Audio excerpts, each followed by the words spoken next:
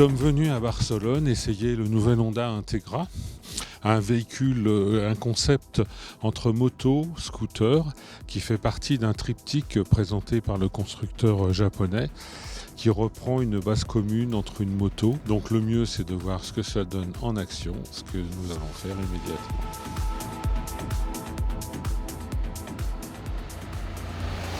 À première vue, l'Integra assemble un avant de maxi-scooter avec son aspect massif entièrement caréné et l'arrière d'une moto avec une selle fuyante et fine. En s'installant à bord, on reste partagé entre deux mondes. Le conducteur de scooter ne sera pas dépaysé par la position de conduite et les commandes de frein au guidon. Le freinage est couplé au levier gauche et sécurisé par un ABS sur les deux roues. L'Integra dispose aussi d'un frein de parking. L'innovation majeure de cette Integra est sa boîte de vitesse robotisée à double embrayage. Le pilote peut choisir le mode manuel en passant les 6 rapports avec les palettes au guidon, une pour monter, une pour descendre les rapports. On lui préfère le mode automatique qui gère le passage des rapports suivant 2 programmes. D, le standard pour une conduite cool, et S comme sport, passant les rapports à plus haut régime moteur.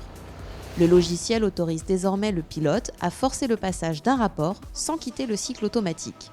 C'est surtout utile pour obtenir une reprise plus vigoureuse, pour doubler ou pour accentuer le frein moteur au freinage, car le moteur bicylindre de 670 cm3 affiche une puissance modeste de 52 chevaux.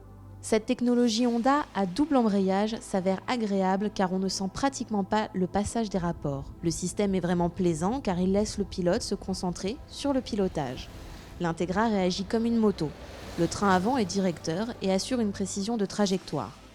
Bien équilibré, avec un centre de gravité bas, l'Integra se balance d'un virage à l'autre avec facilité et envie. En ville, la maniabilité et la souplesse du moteur permettent d'évoluer à basse vitesse car la stabilité de cet engin est remarquable et le poids de 238 kg ne se fait guère sentir. Engin parfait pour les commuteurs modernes qui recherchent un scooter pour la semaine et une moto pour le week-end. Ceux qui sont déjà acquis au scooter seront intrigués par la présence d'une chaîne au lieu d'une courroie sans entretien et déçus par les faibles capacités d'emport. Un petit rangement sur le tablier pour loger le téléphone et un coffre à casque logeant juste un demi-jet. Avec 14 litres de contenance, le réservoir assure plus de 300 km d'autonomie car l'Integra est un redoutable économe. La consommation passe sous les 4 litres 100, soit 2 fois moins que le SWT600, le maxi-scooter Honda disposant de la même puissance moteur. L'entretien est également réduit avec une vidange tous les 12 000 km. Affiché à 8 490 €, l'Integra ouvre une voie intéressante et abordable à l'automatisme pour une clientèle venant de la moto et qui pense scooter sans vouloir l'assumer. L'avenir nous dira si Honda a vu juste ou s'il n'est pas à nouveau en avance sur son temps.